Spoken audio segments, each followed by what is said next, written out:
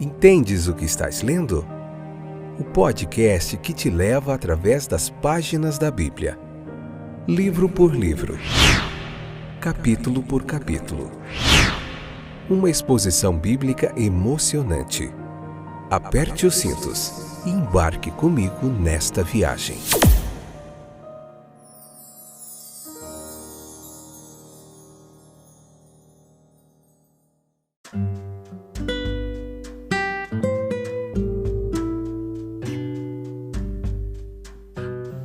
Olá, eu sou o Fábio e esse é mais um fantástico episódio do podcast Entendes o que estás lendo? Como vai vocês? Tudo bem? Que alegria, satisfação estar aqui de volta. Espero que vocês estejam vencendo as lutas de cada dia. Estão animados para mais um episódio? Hoje Marcos capítulo 13, parte 1, episódio de número 491. Essa que é a 6ª temporada, onde nós estamos vendo o Evangelho de Marcos, capítulo por capítulo, episódio por episódio.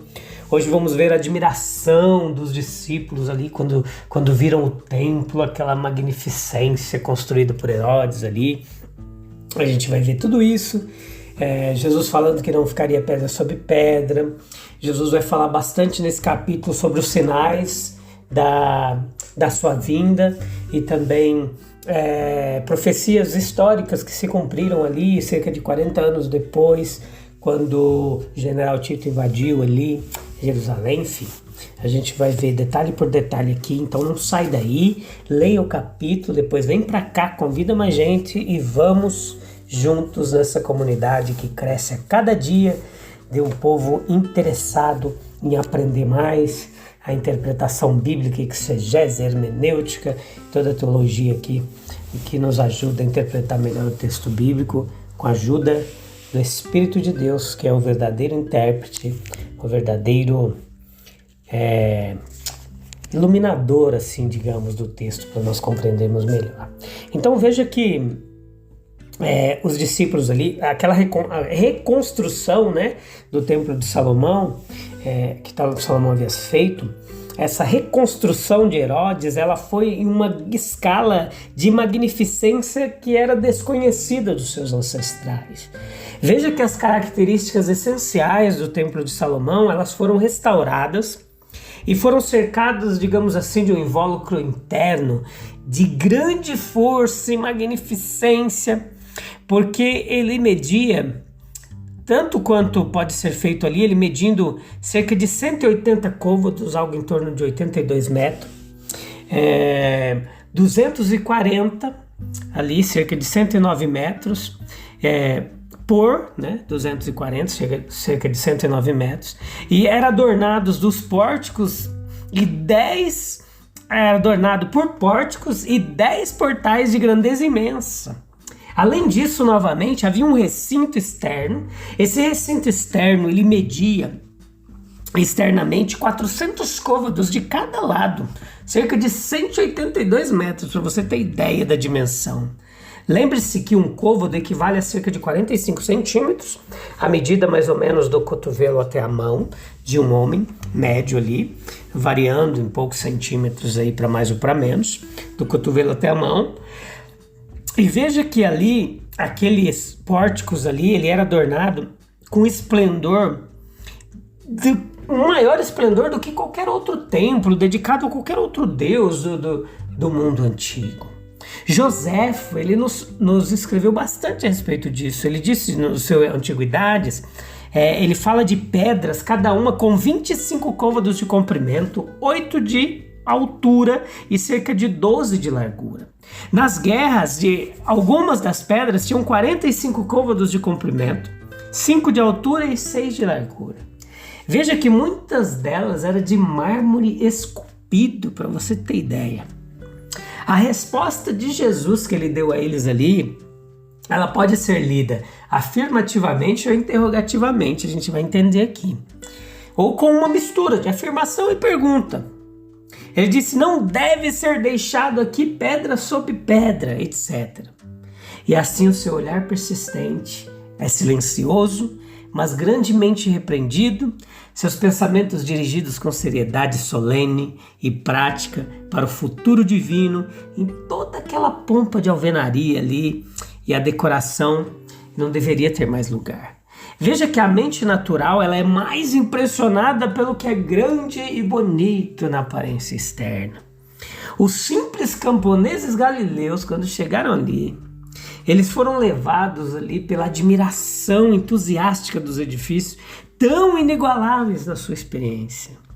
A admiração ela é facilmente confundida com apego espiritual. Muito cuidado. A mente, a fim de corrigir esse erro, ela deve se deter nas verdades espirituais, das quais os objetos externos eles são apenas símbolos. E perceber que, embora o último desapareça, o primeiro deve durar para sempre. O mundo, em sua totalidade sensorial, está igualmente impregnado de tentação para a alma que não aprendeu a olhar através do visível e ver o invisível e o eterno.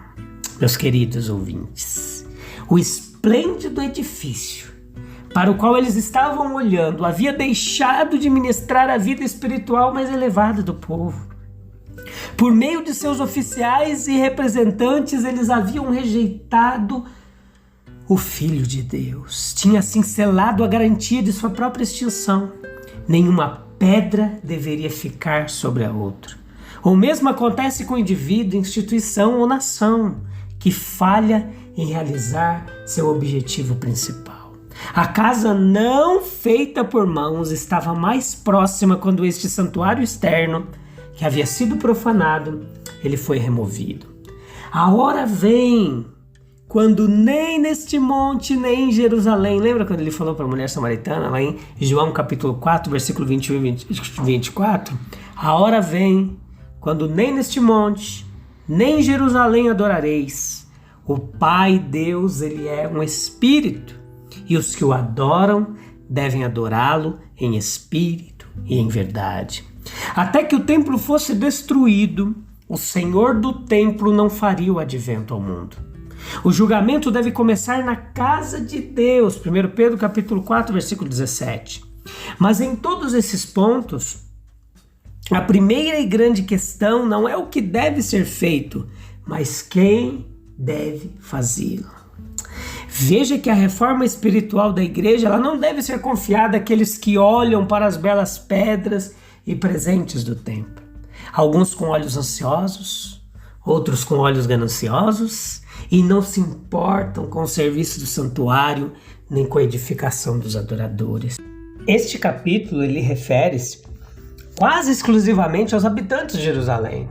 No entanto, em seu testemunho do poder divino de prever eventos futuros, tem seu valor para todos os alunos da pessoa de Nosso Senhor Jesus. Perseguições, ódios e mortes, misturados com a mais extrema confusão nacional e religiosa. Os símbolos terríveis eram: o sol escurecerá, a lua não dará sua luz, as estrelas cairão do céu. Nós que lemos essas palavras com a imagem da destruição de Jerusalém diante de nós e à luz da história judaica moderna, vemos uma profundidade de significado nelas que, sendo as palavras de profecia, os discípulos falharam em ver. Lamentavelmente, os nossos corações se movem em direção a Israel segundo a carne e oramos pelo levantamento do véu que está sobre seus olhos, para que eles, em um sentido verdadeiro, possam ver e acreditar. A lição ela se baseia nessa previsão de julgamento. O judeu ele foi favorecido como nenhuma outra nação sob o céu, embaixo do céu. A fidelidade, a grande confiança depositada naquele povo teria sido atendida com bênçãos divinas imensuráveis, enquanto a infidelidade ela resultou na mais terrível calamidade e julgamento. Quem descreverá a amargura para Israel naqueles dias terríveis? Seguiu-se uma difusão livre e mais ampla do reino espiritual, mas Israel, ao dar à luz um evangelho de bênção para as nações, sofreu dores de parto como nunca houve desde o início da criação que Deus criou até agora.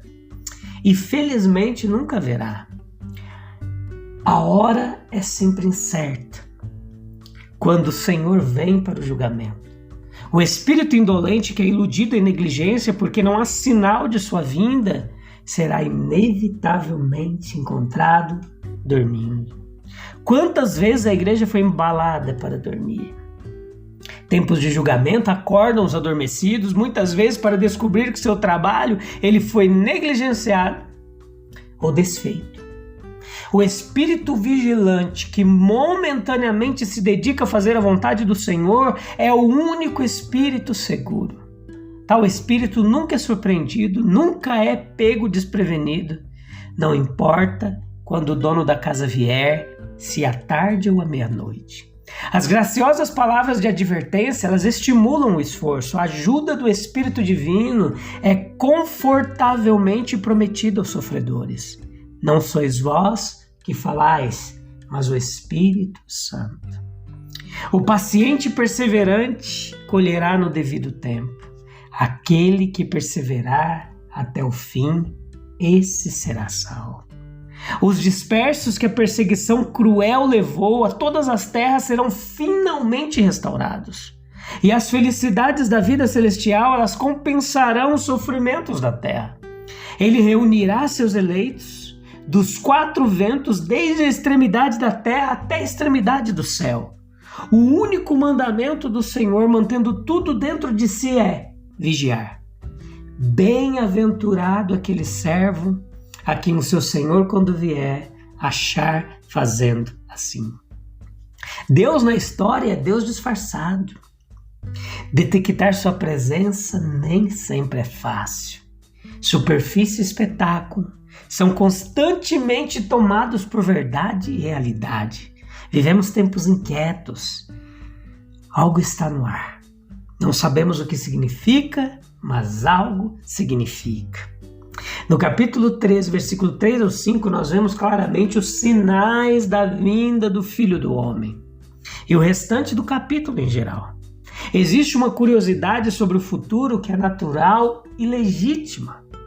Senhor, e que fará este homem? João 21, 21. Algumas indagações como essa sobre o futuro são, portanto, legais, outras não. Como nós podemos distinguir dentre elas? Nós podemos perguntar sobre coisas cujo conhecimento é necessário para a nossa direção racional, de objetivos ou esforços espirituais. Deus escolheu tornar conhecido o esquema geral da redenção em sua evolução na história do mundo. As profecias das Escrituras devem, portanto, falando a respeito de Deus, ser estudada à luz dos eventos contemporâneos. Temos que ficar atentos à história, o que acontece. Aqui nesse texto, o ensino de Cristo, e nessa ocasião, foi manifestamente o germe, como uma semente, digamos, do Apocalipse. E a grande disciplina dos discípulos, ela deveria ocorrer após a morte de seu mestre e antes da inauguração geral do seu reino. As 3 direções gerais de Cristo são importantes, que era: cuidem de si mesmos, cuidado e veja. Não cabe a nós saber o tempo e a hora, mas observar os sinais antecedentes ao julgamento de Deus. O Espírito Santo é prometido em meio a todas as provações e dificuldades, para aqueles que realmente creem.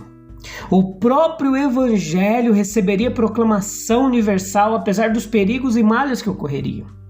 Para que os discípulos tivessem certeza, aconteça o que acontecer na vida externa do mundo, da gloriosa realização final de todos os fins espirituais do reino de Deus.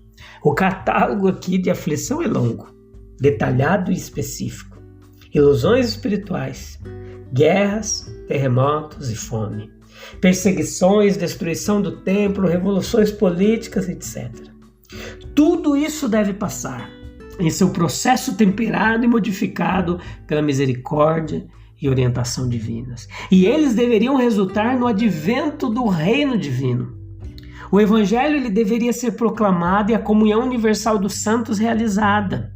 Os problemas políticos e naturais deveriam ser justificados por serem instrumentos de benefícios morais e espirituais. Assim, na experiência geral dos cristãos, todas as coisas cooperam para o bem. A literatura sagrada, como a natureza, está cheia de verdade sugerida. Verdades na natureza se unem obscuramente. Assim, nas Escrituras, o elemento místico em Daniel e nas Escrituras em geral foi plenamente reconhecido por Cristo. Em tempos instáveis, devemos estar mais do que de costume vigilantes. Quando o observador da natureza física ele encontra um princípio de seleção natural, ele encontra apenas a contraparte visível de uma lei no reino de Deus. Deus, através de todas as mudanças, reúne os seus escolhidos desde a extremidade da terra até a extremidade do céu. As mudanças no reino espiritual, elas são naturais, e as que são naturais têm significado espiritual. Mudanças pessoais mostram visivelmente mudanças nas instituições. Abaixo de ambos está a verdade, está a vida. E como Cristo é um com a vida e a verdade, as suas palavras permanecem. No próximo episódio a gente vai se aprofundar mais um pouquinho em tudo isso aqui, nesses sinais, para você anotar aí no seu caderninho e não perder de vista, tá bom? Um abraço, até breve, até o próximo episódio, se Deus quiser. Até lá, tchau, tchau.